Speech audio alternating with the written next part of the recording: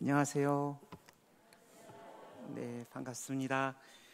우리 이정식 장로님과 권사님, 집사님들 매 학기마다 오셔서 저희 선교사님들 식사로 대접해 주셔서 이 자리를 빌어 감사의 인사를 드립니다. 그리고 교회가 오지만 사실 담임 목사님이 오는 교회는 제가 알기로는 거의 없습니다. 우리 나필성 목사님 같이 와주셔서 또 저희랑 교제해 주시고 격려해 주셔서 정말 감사합니다. 제가 섬기는 GMTC는 한국 선교훈련원입니다. 38년 동안 제가 장로님께도 설명드렸지만 한 2천여 명의 선교사들이 훈련받고 전 세계로 나가서 훈련을 받고 있습니다. 한국 교회의 어른이셨던 오카는 목사님, 홍정길 목사님, 또 이태용 박사님, 하용조 목사님, 이런 분들이 다 선교단체에서 젊은 친구들을 함께 생활하면서 그들을 양육했던 분들이고, 그분들이 캠퍼스에서 훈련을 받았지만 또 열방으로 가기 위해서는 또 다른 훈련의 과정이 필요하다고 생각해서 그분들이 40대의 나이에 이렇게 잘 이런 훈련원을 설립해 주셔서 지금까지 한국 선교사들이 선교하는 데 좋은 그런 기초를 놓아주신 그런 기관입니다. 오늘 말씀을 제가 전하면서 제목을 헌신과 특권 사이에서라는 제목을 잡았습니다. 저는 선교를 이렇게 이야기합니다. 선교는 희생과 헌신이 아니라 영광스러운 특권과 기회다. 그렇다면 왜 선교가 영광스러운 특권과 기회인가? 라는 이유를 오랜 시간 동안 이야기할 수 있습니다. 그러나 간단히 이야기하자면 선교가 영광스러운 특권과 기회라면 여러분과 제가 섬기는 주님을 향한 섬김, 교회를 향한 섬김도 희생과 헌신이 아니라 영광스러운 특권과 기회이다 라는 설명이 가능하리라 생각하고, 여러분들이 오늘 말씀을 듣고 양당 간의 생각을 결정하실 수 있는 기회가 되었으면 좋겠습니다. 저는 선교를 한 번도 희생과 헌신이라고 생각해 본 적이 없습니다. 그리고 여러분, 저의 외모를 보십시오. 제가 이렇게 선교지에서 고생하고 온 것 같습니까? 아니면 잘 먹고 잘 놀다 온 얼굴 같습니까? 그래서 제가 이렇게 교회에 가면 선교사님 고생하고 왔다고 기도하시는 권사님들이 있으면 몸둘 바를 모르겠습니다. 저는 인도네시아에서 저를 다 중국계로 보거든요. 그리고 그냥 중국계로 보지 않고 다 부자 중국계로 봅니다. 그래서 저는 긍휼히 여김을 받을 수 없는 신체적 한계를 갖고 태어난 선교사라고 생각합니다. 과분한 부름 앞에 있다라는 생각을 늘 합니다. 하나님의 일을 섬길 수 있는 그 자리가, 그렇다면 우리의 섬김뿐 아니라 선교가 왜 영광스러운 특권과 기회인가? 하나님은 무엇이 부족하여 사람의 손으로 섬김을 받으시는 분이 아니시기 때문입니다. 하나님 자충족하신 분이십니다. 그러므로 우리나라 선교사가 22,000명이 있는데 22,000명의 선교사가 선교하지 않는다고 하나님께서 선교를 멈추실 리 없고, 저 바닷가에 돌들을 들어 찬송과 영광을 받으실 분이시기에 선교는 희생과 헌신이 아니라 영광스러운 특권과 기회입니다. 우리 하이델베르 교리 문답이 있습니다. 1번 질문이 이런 겁니다. 당신의 삶과 죽음 안에서 당신의 유일한 위로는 무엇입니까? 이런 질문을 우리의 선배들은 늘 던졌습니다. 다시 제가 질문을 하겠습니다. 당신의 삶과 죽음 안에서 당신의 유일한 위로는 무엇입니까? 근데 삶 안에서뿐이 아니라 죽음 안에서도 위로가 될 수 있는 유일한 위로를 묻고 있습니다.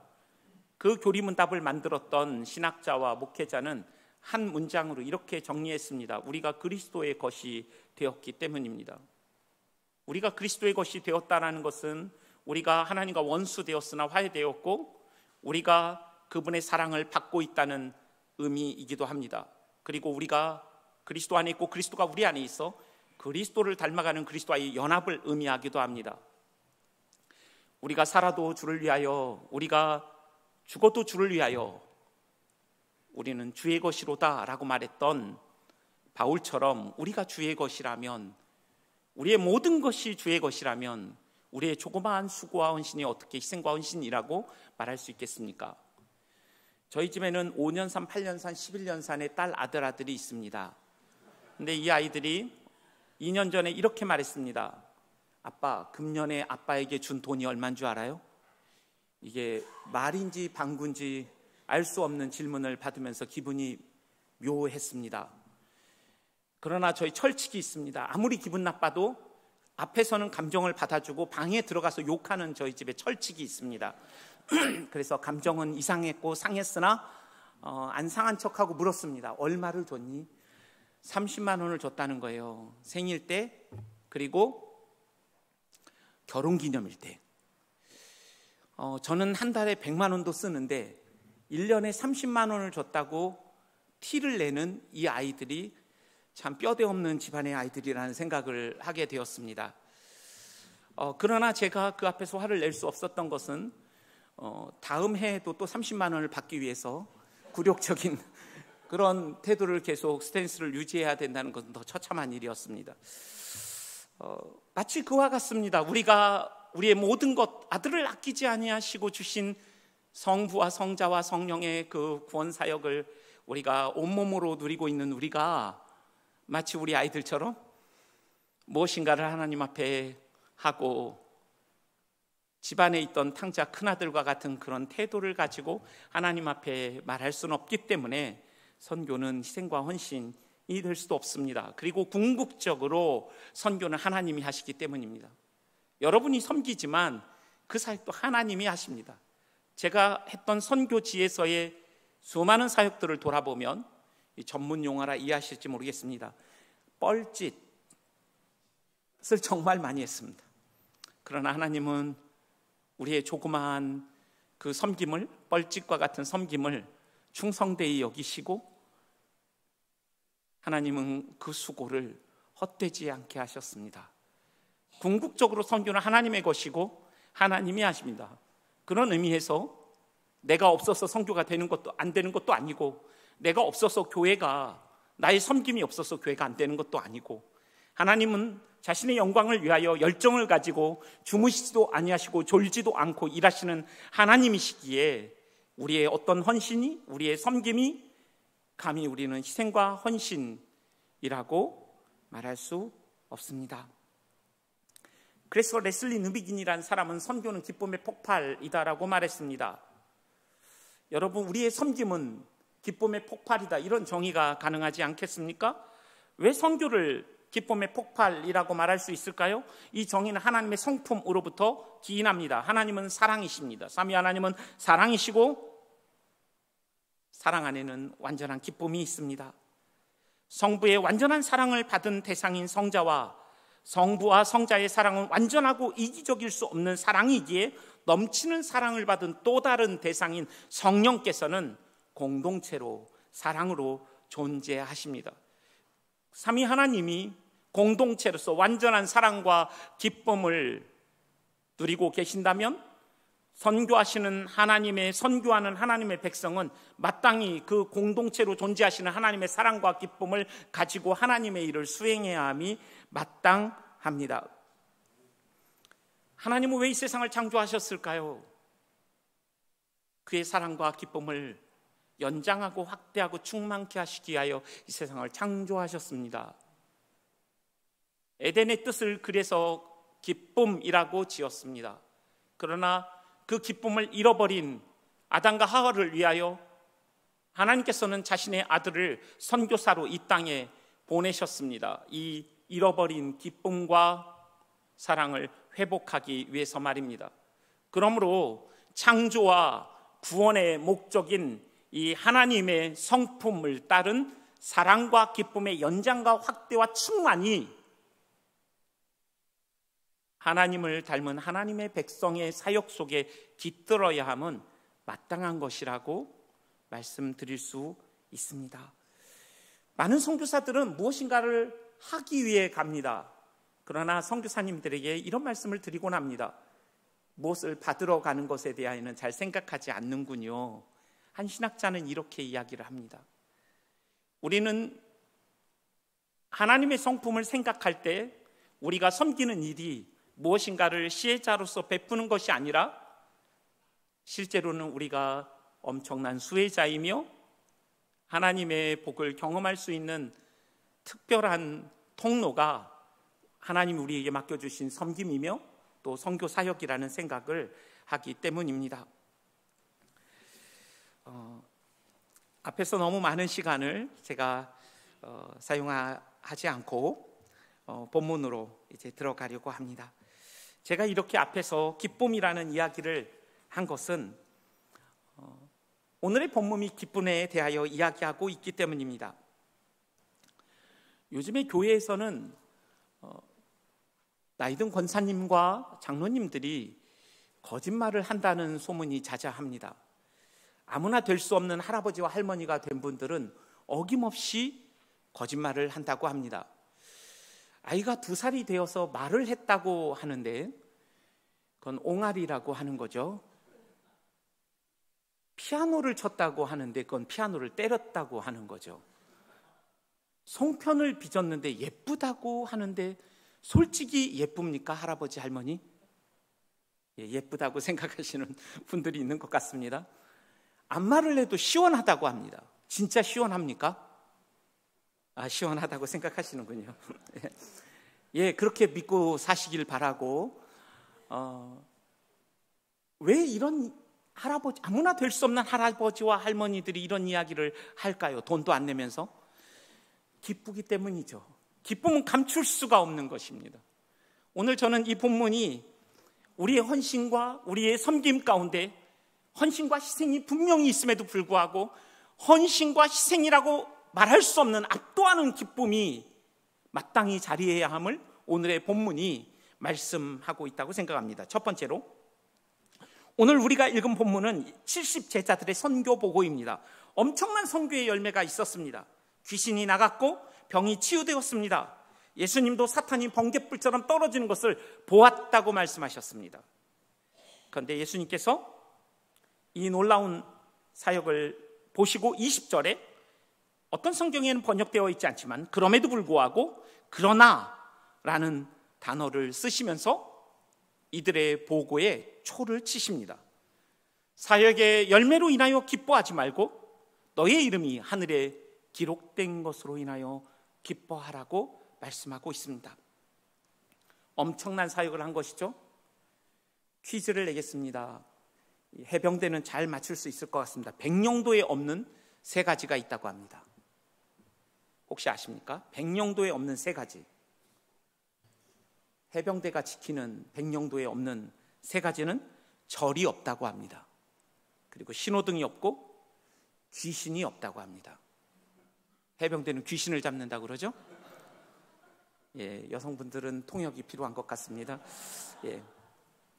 어마어마한 사역을 했습니다. 모르겠습니다. 최근에 절이 생겼거나 신호등이 또 생겼을 수도 있으니 직접 가본 분들은 그냥 함구해 주시길 바랍니다. 옛날에는 그랬답니다. 너희의 이름이 하늘에 기록된 것으로 기뻐하라는 이 의미는 무엇일까요? 외적인 사역의 열매, 어쩌면 사회에서 우리가 누리고 있는 것들, 직업과 직장과 직위와 월급과 학벌과 경력과 직업들, 이 시대를 평등사회라고 말하지 않습니까? 평수와 등수가 모든 것들을 결정한다고 말하죠.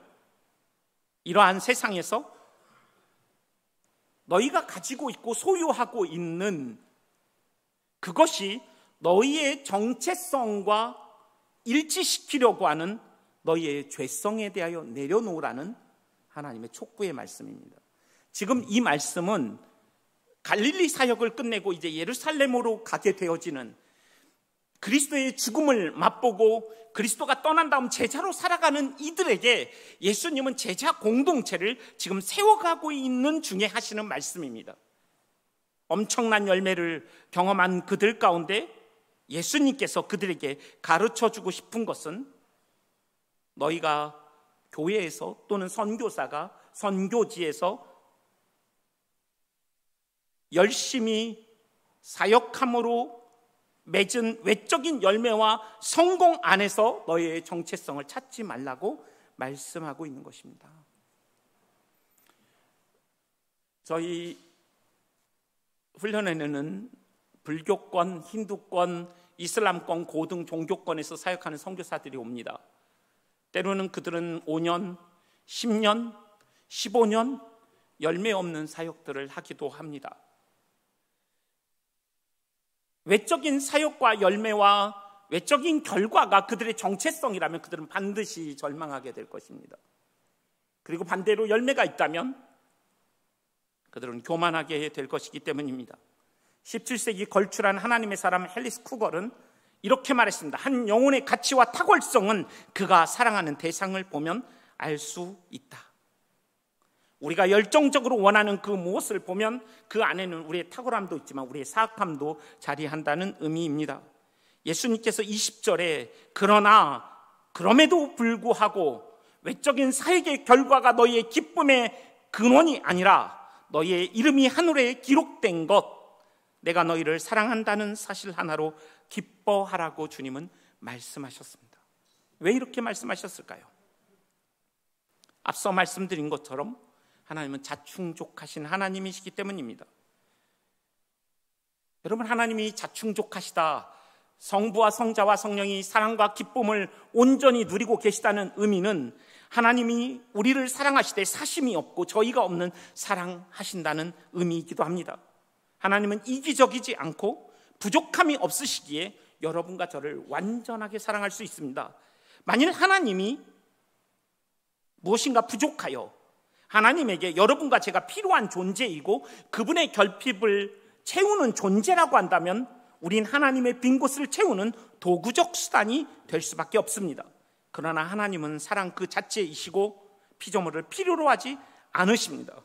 이 자체가 너무나도 안심이 되고 우리에게 안전한 사랑을 하실 수 있는 하나님의 성품을 보여주고 있는 것이죠.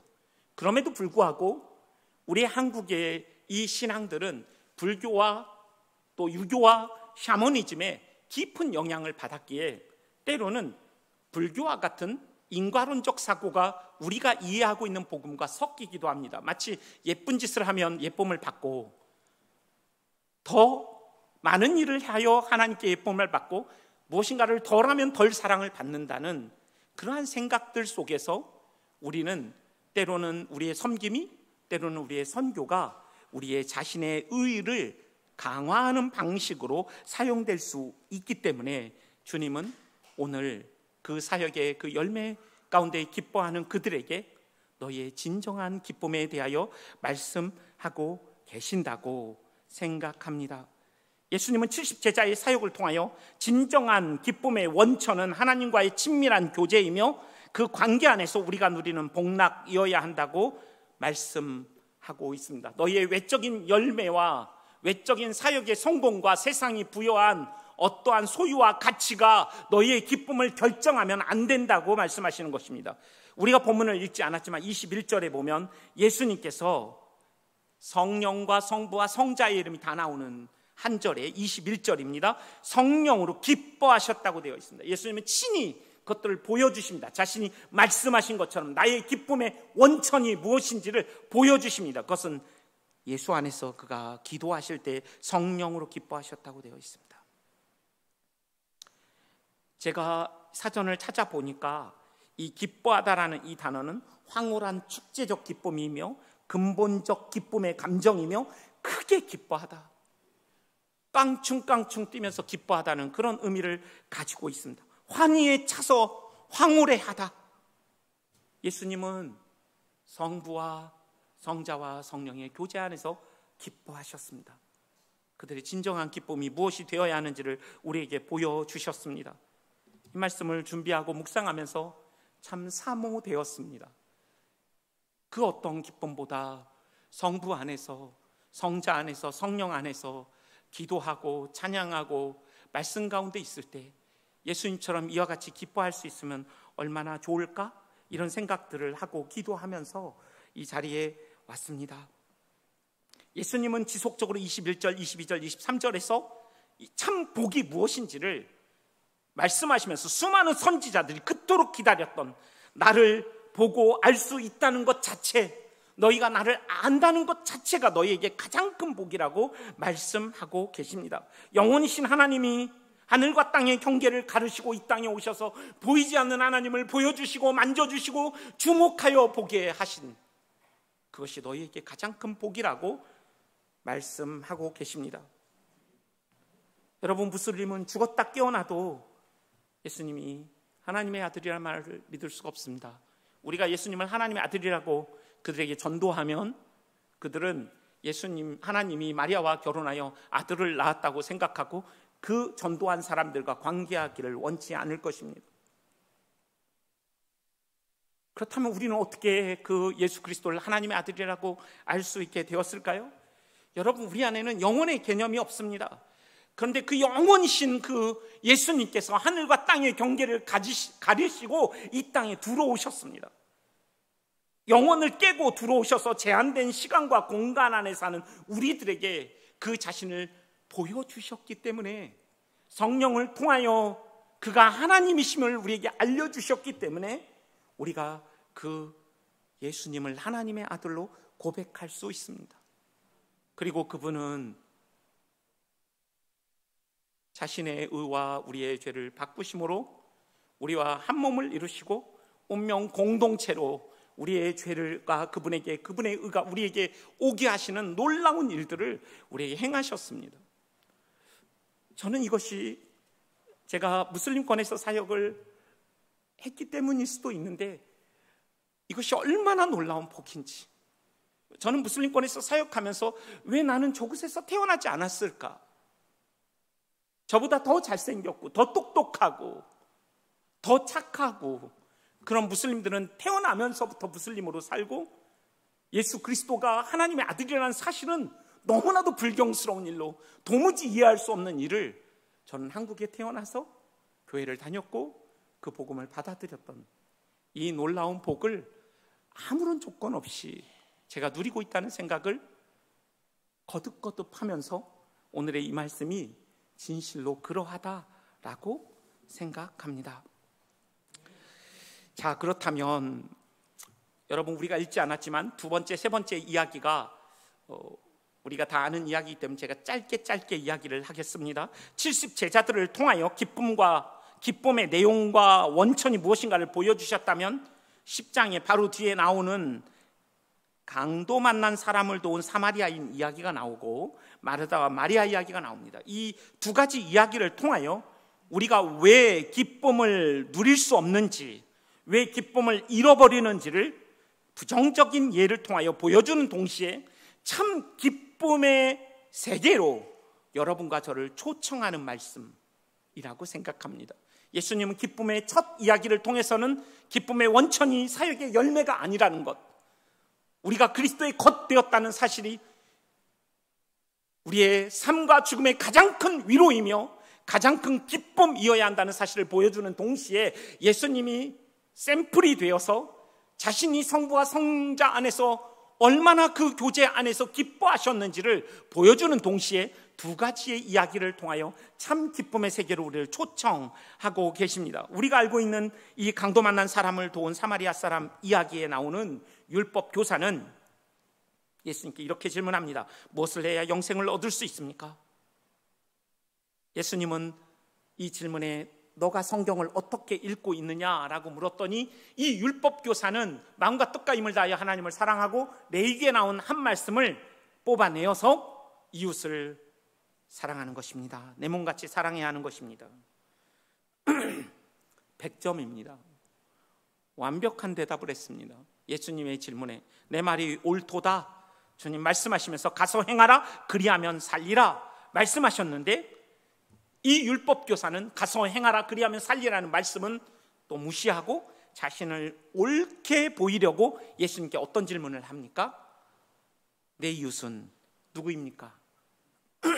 이 질문에 대한 대답으로서 예수님이 가져오신 이야기가 아마도 유대인처럼 생각되어지는, 강도 만난 그 유대인이라고 생각되어지는 그 사람을 도운 사마리아 사람의 이야기입니다. 우리가 아는 것처럼 너 귀신 들릴래?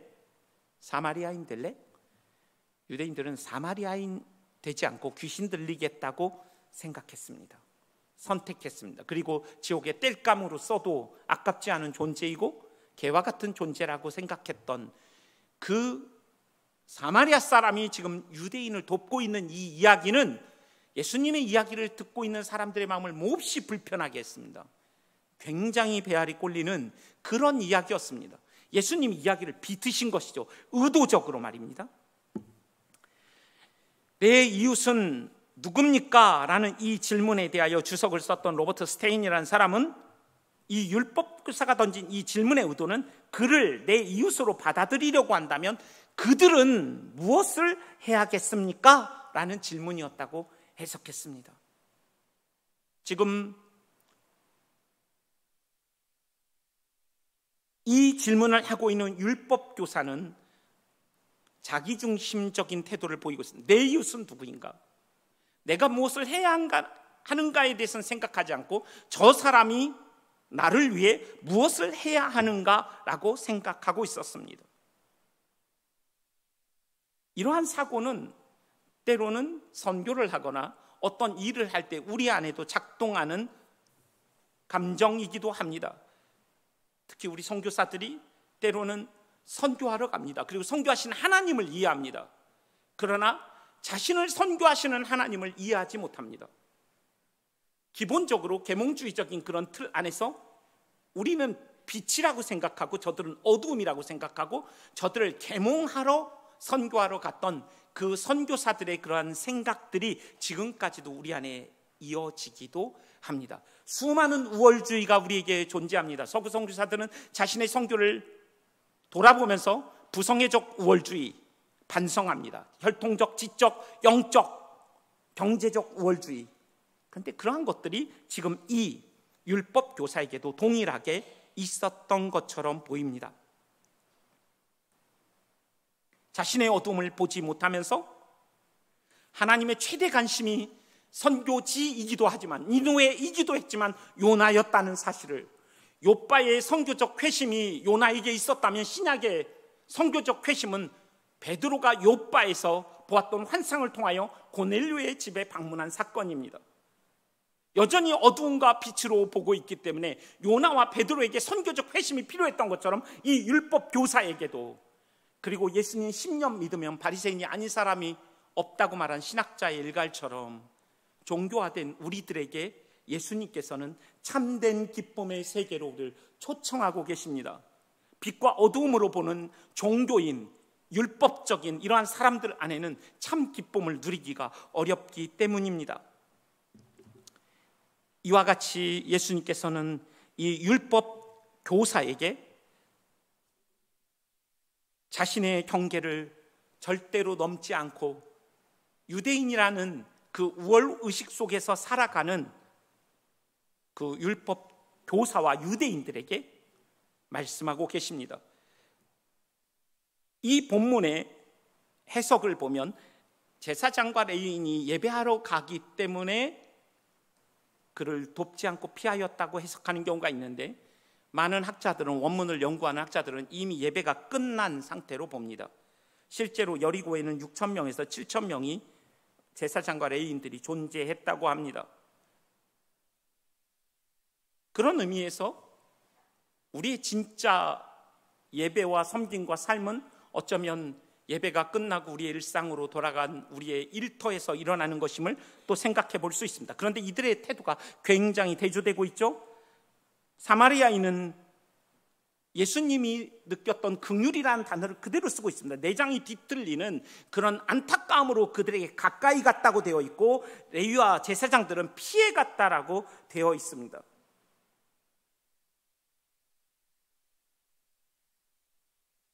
이 예를 통하여 우리에게 참으로 복된 삶은 어떤 삶인가를 예수님은 보여주시는 것 같습니다. 그것은 경계를 넘어가는 삶입니다. 자신의 종교적 테두리 안에서 왜 우리는 삶이 변하지 않는가? 서울대 심리학과 교수인 최인철 교수는 이렇게 말했습니다. 우리가 만나는 사람이 바뀌지 않기 때문이다. 자기의 종교권 안에서 머물고 있는, 너무나 익숙한 가운데 살아가는 그들을 향한 하나님의 초청의 말씀이 이 본문 안에 담겨 있는 것이 아닌가 생각해 봅니다. 누가 내 이웃인가라는 이 질문을 예수님은 바꾸십니다. 너는 누구의 이웃이냐? 이 질문은, 참 기쁨은 누가 내 이웃인가를 추구하며 사는 삶 속에 있지 아니하고 나는 누구의 이웃이 될 것인가, 경계를 넘어 살아가는 그 삶 속에 숨겨져 있다고 말씀하십니다. 자기 주장성과 자기 중심성을 벗어나서 삶을 살아갈 때, 그러한 성교적 회심을 경험할 때 참된 기쁨이, 진정한 기쁨이 존재한다라는 것을 주님은 가르쳐 주신 것이 아닌가 생각해 봅니다. 세 번째 이야기는 마르다와 마리아 이야기입니다. 하나님에 대한 오해가 불러온 그런 슬픈 이야기입니다. 열심히 일하면서 참 기쁨을 누리지 못할 수도 있음을 보여주는 것입니다. 누구는 그렇게 얘기하더라고요. 묵상파와 행동파의 이야기다. INFP냐 ESTJ냐, 요즘 젊은이들은 MBTI를 가지고 많이 이야기합니다. 여러분은 묵상파입니까? 행동파입니까? 그리고 누가 더 나랑 가깝습니까? 오늘 여기에 보면, 근데 여러분, 우리나라 최초의 여성 신학교 이름이 마르다 신학교라는 사실을 압니까? 우리는 보통 마리아에 대해서 좋게 이야기하고 마르다를 좀 불편하게 이야기합니다. 부정적으로. 그러나 여러 가지 해석들이 존재합니다. 그러나 저는 그 해석을 이야기하지 않고 오늘 열심히 일했던 마르다 안에 마리아를 보면서 불평과 분노와 염려와 마음의 불안이 있었던 것을 보면서 마르다의 마음 상태는 열정은 있으나 샬롬이 없는 그 이유에 대하여 주님이 일깨우시는 것이라고 생각합니다. 예수님은 양식을 주시기 위해 오셨습니다. 예수님은 얻어먹기 위하여 오신 분이 아니십니다.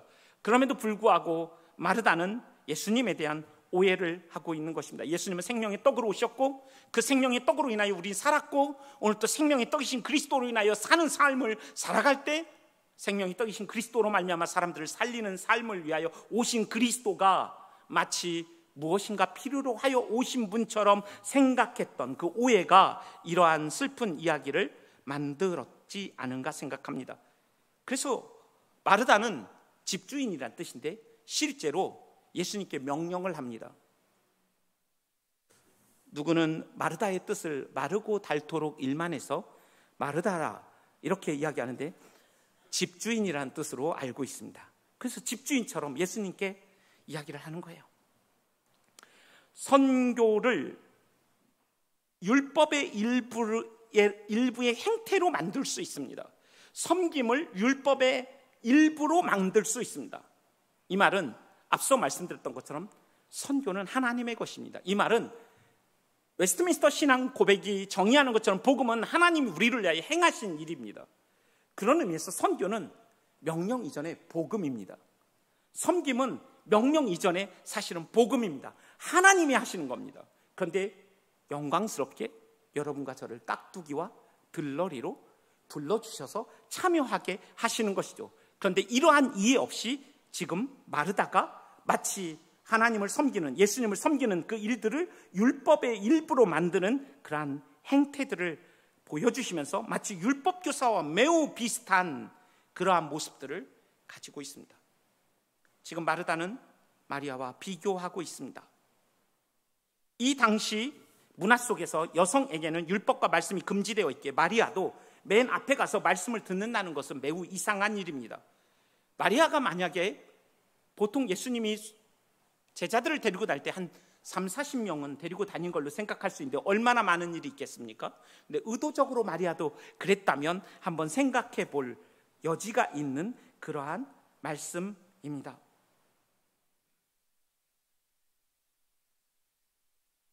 갈릴리에서 예루살렘으로 사역이 전환되는 이 시점에서 예수님은 제자들에게 중요한 한 가지를 원하셨던 것이 아닐까.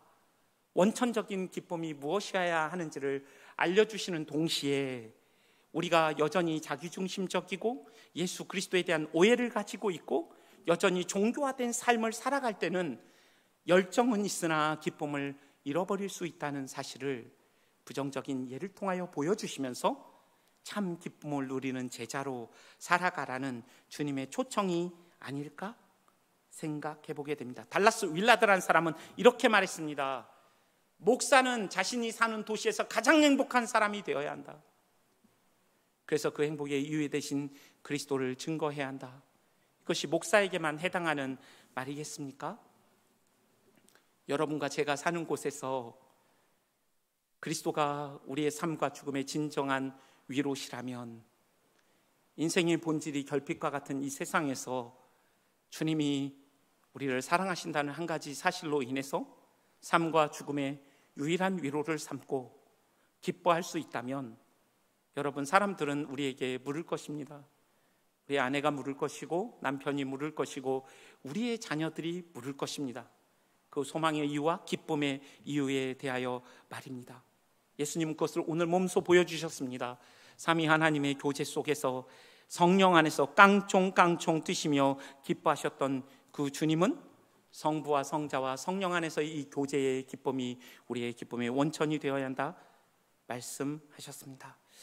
저는 한 이야기를 통해서 오늘 말씀을 마무리하려고 합니다. 팀 켈러라고 하는 전 세계적으로 영향력 있는 변증가이자 설교가가 있었습니다. 72세로 2년 전인가요? 소천하셨습니다.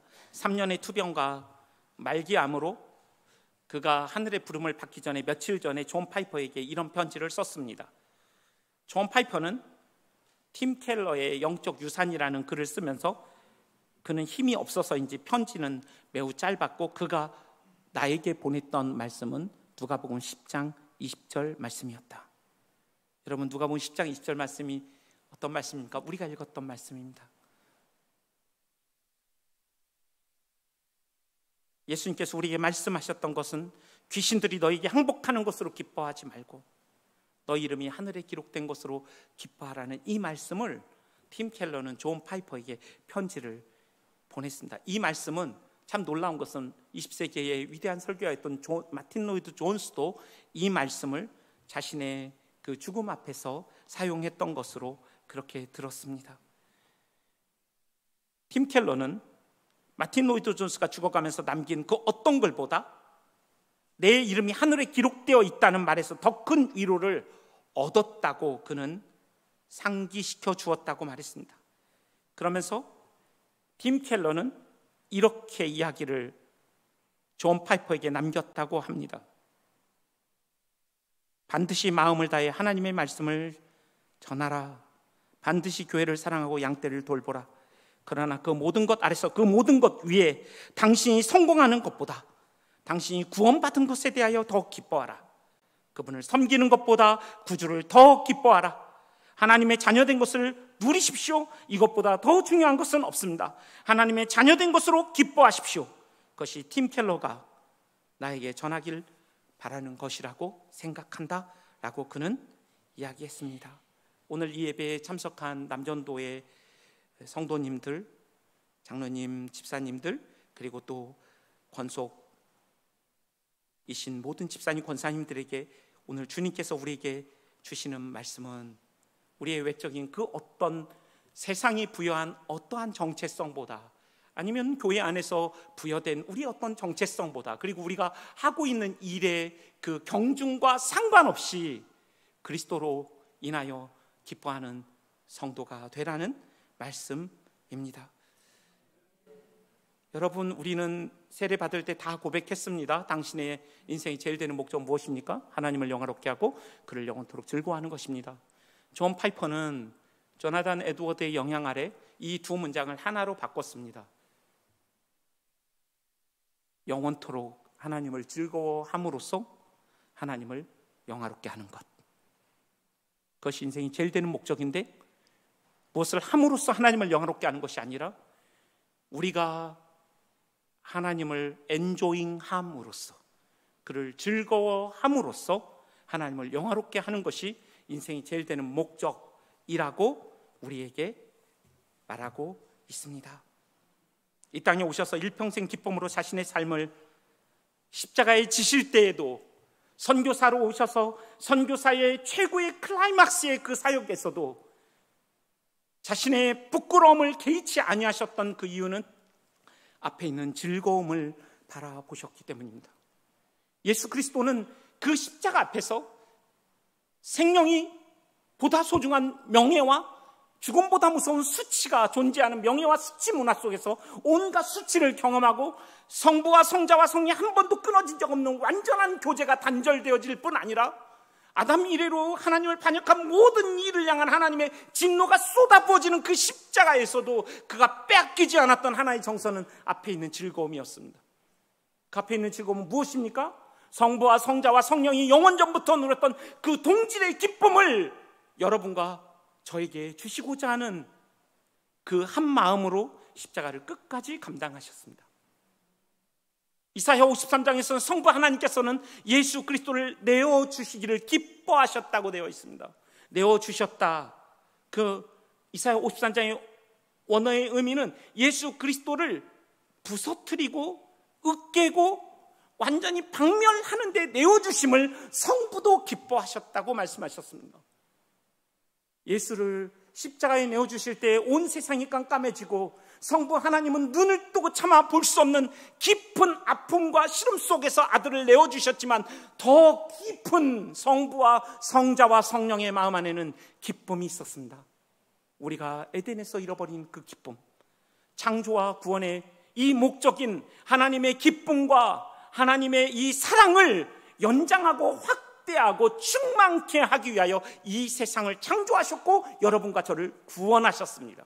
그렇다면 결론적으로 여러분과 제가 섬기는 이 사역이 창조와 구원의 목적에 부합하여 하나님의 사랑과 기쁨이 연장되고 확장되고 충만하게 하는 사역이어야만 하나님 앞에 기쁨이 되고 영광이 되는 삶과 사역이 될 것입니다. 저는 기도하고 싶습니다. 여러분, 잠시 오늘 말씀을 기억하면서 저는 70제자의 모습과 제사장 레위인의 율법교사의 모습과 마르다의 모습이 저의 모습과 매우 비슷하다는 생각을 하면서 왔습니다. 70제자에게는 자신의 사역이, 자신의 열매가 외적인 어떤 성공이 기쁨의 요소였습니다. 제사장과 레위인에게는 자신의 안전이 최고의 기쁨이었습니다. 마르다에게 기쁨은 자신의 수고였습니다. 여러분, 우리 안에는 여전히 이러한 우상들이 존재하지 않습니까? 힘을 가지고 싶고 통제하고 싶고 인정받고 싶고 평안하고 싶어하는 이 모든 것들이 우리 안에 여전히 죄오염과 영향 아래 살아가는, 주님 오실 때까지는 우리가 싸워야 하는 죄악일 것입니다. 이것이 참 기쁨을 누리지 못하게 하는 우리 안에 있는 우상입니다. 주님은 오늘 이 말씀을 통하여 우리로 하여금 예수 그리스도로 우리의 마음을 모으라고 말씀하십니다. 우리의 참 정체성은 우리가 하나님의 소유된 것이라고, 더 이상 비교와 경쟁과 안정과 인정과 힘과 통제를 내려놓고 이제는 참 기쁨을 누리라고 주님은 우리를 초청하고 계십니다. 자신의 성품을 따라 그 기쁨과 사랑을 확장하고 연장하고 충만케 하는 이 일에 너희를 불렀으니 그것들을 누리고 너희로 말미암아 너희의 주위에 있는 많은 사람들이 그 참 기쁨과 참 사랑을 보고 느끼고 만질 수 있도록 하라는 주님의 초청의 말씀입니다. 이 시간 우리가 주님 앞에 나아가 우리 자신을 돌아보며 좀 주님 앞에 죄송한 마음도 아뢰고 또 주님을 바라보면서 또 실패하겠지만 다시 주님 안에 있는 이 영원한 기쁨을 우리가 누릴 수 있는 은혜를 성령께서 우리 가운데 부어주시도록 같이 한번 기도하겠습니다. 기도합시다. 하나님 아버지, 오늘 말씀을 통하여 삼위 하나님이 이 땅을 창조하시고 구원하신 그 목적을 따라 하나님의 그 완전하고 영원한 사랑과 세상이 주고 받을 수 없는 그러한 기쁨을 확장하고 누릴 뿐 아니라 확장하고 연장하고 증거하며 충만케 하는 영광스러운 삶으로 우리를 불러주시니 참 감사합니다. 하나님 아버지, 우리 안에 있는 이 기쁨을 누리지 못하게 하는 우리 안에 우상들이 너무나 많습니다. 인정과 힘과 통제와 평안함을 추구하고자 하는 그러한 우리의 우상들이 때로는 이웃을 아프게 하고 나를 상하게 하며 교회를 상하게 하며 하나님의 나라를, 의와 평강과 희락의 나라를 제대로 섬기지 못하게 하는 하나님 장애물이 될 때가 있는 것을 주님 앞에 고백합니다. 주님, 저희는 또 실패할 수 있습니다. 그러나 주님이 보여주신 본을 따라 성부와 성자와 성령 안에서, 하나님 그 교제 안에서 주님과 같이 기뻐할 수 있도록 우리를 복주시길 기도합니다. 하나님, 깡총깡총 뛰면서 예수 그리스도께서 우리를 위하여 베푸신 그 복음으로 인하여 기뻐하고 즐거워할 수 있는 저희 모두가 되게 하여 주시기를 간절히 소원하며 기도합니다. 그래서 여기에 모여있는 삼전도회뿐 아니라 주님의 권속들의 삶과 사역을 통하여 많은 사람들이 보이지 않는 하나님의 사랑과 기쁨을 보고 느끼고 주목하여 보고 만질 수 있도록 주님 우리의 삶을 사용하여 주시고 금성교회를 사용하여 주시기를 간절히 소원하며 기도합니다. 그래서 이 사랑과 이 기쁨을 하나님, 많은 사람들이 우리와 같이 예배할 수 있도록 이 사랑과 기쁨에 이 삼위 하나님께 나와 주님을 찬송하고 예배할 수 있도록 하나님, 우리의 삶을, 우리의 사역을 마음껏 사용하여 주시기를 간절히 소원하며 기도합니다. 이 모든 말씀 예수님의 이름으로 기도했습니다.